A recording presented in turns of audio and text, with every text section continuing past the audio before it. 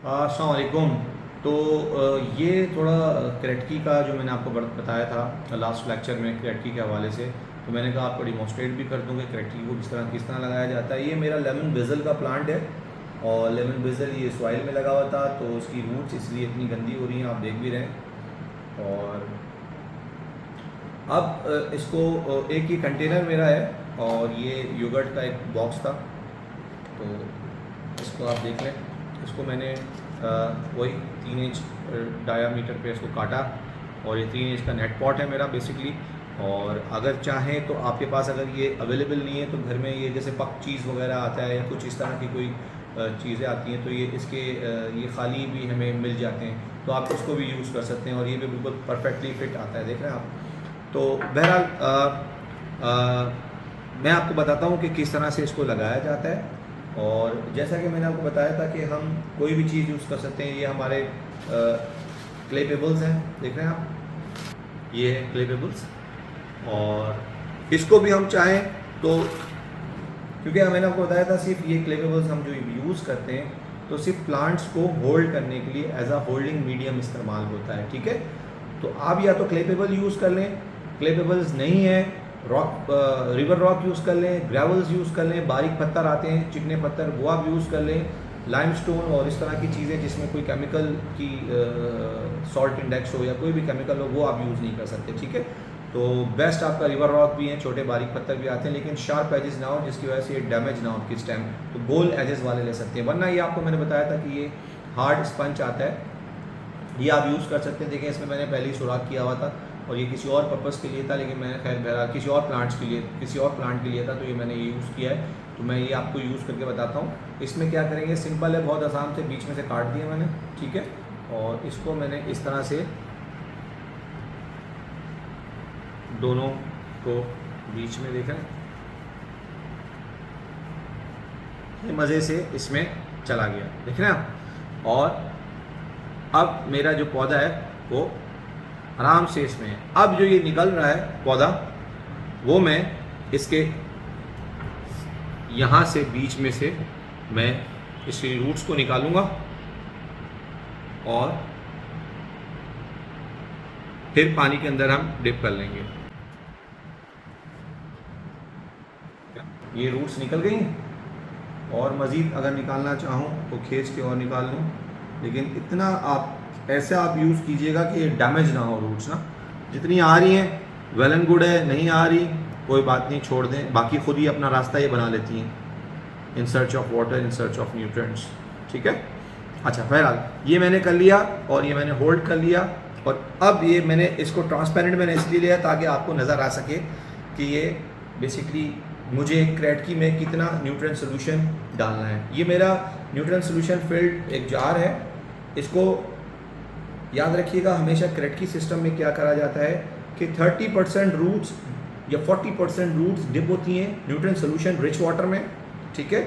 और बाकी जो होती हैं वो हम उसको पूरा सबमर्ज नहीं करते पानी के अंदर या न्यूट्रिएंट रिच वाटर के अंदर, और यहाँ से फिर वो है ऑक्सीजन लेती रहती है। अगर मैं पूरा इसको डुबो दूंगा प्लांट्स को पानी के अंदर तो ये पौधा ऑक्सीजन नहीं ले सकेगा और इवेंचुअली मर जाएगा, ठीक है।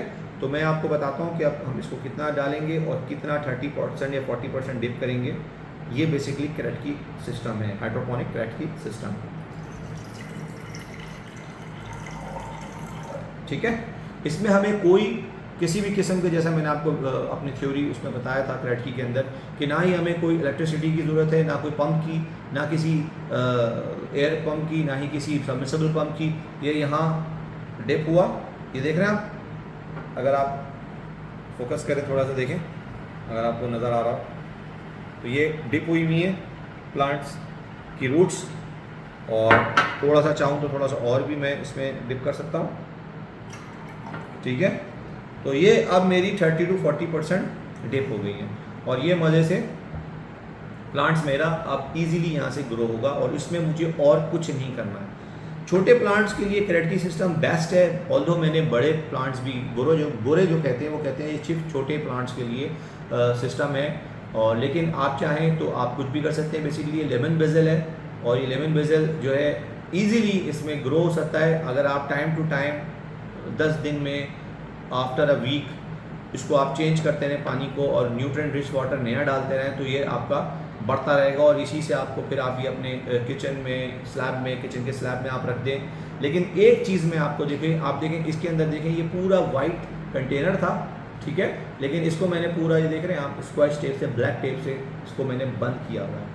और क्यों बंद किया हुआ है, क्यों छुपाया हुआ है, क्योंकि रूट्स अगर लाइट से एक्सपोज होंगी तो फिर वो अंदर जो है ना एल्गी पैदा करेगा। जब एल्गी पैदा करेगा तो ऑब्वियसली फिर वो बेचारी एल्गी जो है ना आपके प्लांट्स के न्यूट्रिएंट्स को खाती रहेगी और फिर और भी दूसरे पैथोजेंस जो हैं वो पैदा हो सकते हैं, which is harmful for your plants, ठीक है।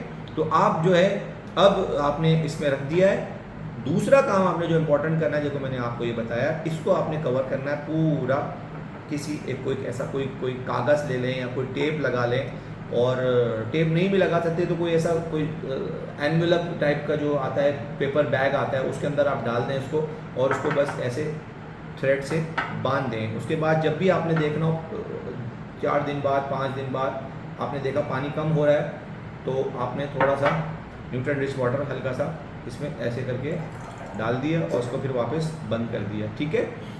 10 दिन बाद आप चाहें तो इसको हम बदल सकते हैं, ठीक है। इसको आप पानी को पूरा निकाला, इसको उठाया रूट्स को, और ऐसे आपने पानी को फेंक के और नया न्यूट्रिएंट रिच वाटर वाला पानी जो है वो आपने दोबारा कर लिया। ऐसा हो सके तो एक काम और कर दीजिएगा, जब इसको चेंज कर रहे हो पानी को 10 दिन बाद, तो आप क्या करिएगा, इसमें थोड़ा सा नॉर्मल पानी जो टैप वाटर है वो डाल दीजिएगा और उसमें आप थोड़े से हाइड्रोजन पेरोक्साइड यूज़ कर लीजिएगा और उसको अच्छी तरह से हिला के थोड़ी देर 5 मिनट या 2 मिनट आप उसको बिठा दीजिएगा और फिर अच्छी तरह से स्टिर करके और फिर उसको नाली में बहा दीजिएगा। और उसके बाद फिर आप ये कीजिएगा, हाइड्रोजन पेरोक्साइड जो है सिर्फ और सिर्फ थोड़े जो बैड बैक्टीरियाज या पैथोजिन अगर आ जाए, क्योंकि देखें खड़ा पानी है, ये स्टैग्नेंट वाटर है, अगर आपने अच्छी जगह, साफ़ सुथरी जगह जहाँ मिट्टी हवा नहीं आ रही हो, मिट्टी वाली हवा, ठीक है, अगर नहीं आ रही तो वेल एंड गुड है, फिर आपको इतनी टेंशन की ज़रूरत नहीं है। लेकिन अगर ऐसी जगह जहाँ आप समझते हैं कि बहुत ज़्यादा गर्मी है, अव्वल बात तो गर्मी में नहीं रखना आपने,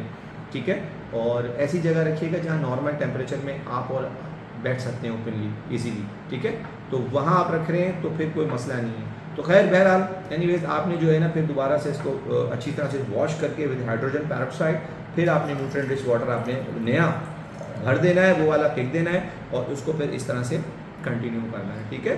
तो ये आपके पास, आप इसके अंदर मिंट लगाएं, सिलेंट्रो लगाएं, अपना जैसे पुदीना, धनिया, और ये जो चीज़ डेली आप यूज़ कर रहे हो, स्पेशली बेसिल मैंने आपको बताया लेमन बेसिल, ये हमारा मेरा फेवरेट है और इसकी खुशबू और इसका जो अरोमा है एक लेमन टाइप का आता है, और अगर आप इसको यूज़ करें अपने किसी में भी डिशेस में, किसी भी डिश में, इतना ही बेहतरीन उसका टेस्ट हो जाता है कि आप सोच नहीं सकते। भले आप वो कबाब में डालें, आप भले कड़ी में डालें, आप भले आप मिन्स में डालें, किसी भी किस्म के मिन्स में, चिकन में हो, भले मटन में हो, बीफ में हो, तो एक इसका अलग ही टेस्ट है। एनीवेज ये बात कर रहा हूँ, अगर किसी को चाहिए तो प्लीज़ ये मेरे पास अवेलेबल है, बहुत तादाद में अवेलेबल है। मैं इसके सीड्स भी दे सकता हूँ और पौधा भी, लेकिन मैं सेंड नहीं कर सकता। आई एम सॉरी, आपको किसी को भेज के मंगवाना होगा, ठीक है। तो ये था क्रैकी सिस्टम, उम्मीद है आपको समझ में आया होगा। और अगर डिटेल में अगर आपने कोई बहुत बड़ा प्लांट जो कि आपने ग्रो करना है, जस्ट लाइक इंडिटरमिनेट पेपर्स या कोई और चीज़, तो वो मेरी लिंक आ रहा होगा ऊपर वीडियो का, वो मैंने डिटेल में पूरा बताया और उसके अंदर हम क्या कर सकते हैं, क्योंकि ऑब्वियसली जब हम बड़ा प्लांट ग्रो कर रहे होते हैं तो उसके लिए हमें बड़ा कंटेनर चाहिए होता है, और बड़े कंटेनर को हम इस तरह वेस्ट नहीं कर सकते पानी जिस तरह इसको हम वेस्ट कर रहे हैं, क्योंकि ये तो मैक्सिमम ज़्यादा 250 ml भी नहीं होगा, बल्कि 100 ml पानी हम यूज़ हो रहा है न्यूट्रिएंट रिच वाटर। तो इतना तो चले 10 दिन में अगर हम ज़ाया कर रहे हैं तो इतना कोई नुकसान नहीं है। लेकिन ऑब्वियसली अगर आप 50 लीटर का एक कैन आप यूज़ कर रहे हैं और 50 लीटर आप 10 दिन बाद फेंकें, 20 दिन बाद, या तो वो मैं समझता हूँ कि फिजिबल नहीं है, तो और वायबल भी नहीं है अगर आप न्यूट्रिएंट्स के पॉइंट ऑफ व्यू से देखें, बिलावजी के पैसे ज़ाया करना है। तो उस चीज़ को किस तरह से ओवरकम करते हैं वो मैंने वीडियो में बताया, वो ऊपर लिंक आ रहा होगा वीडियो में, तो आप ज़रूर देखिएगा। और कोई क्यूरी हो, कोई क्वेश्चन हो तो ज़रूर पूछिएगा। मिलते हैं इंशाल्लाह नेक्स्ट वीडियो में। अपना ख्याल रखिएगा, अपने प्लांट्स का भी। अल्लाह हाफिज़, स्टे ब्लेस्ड।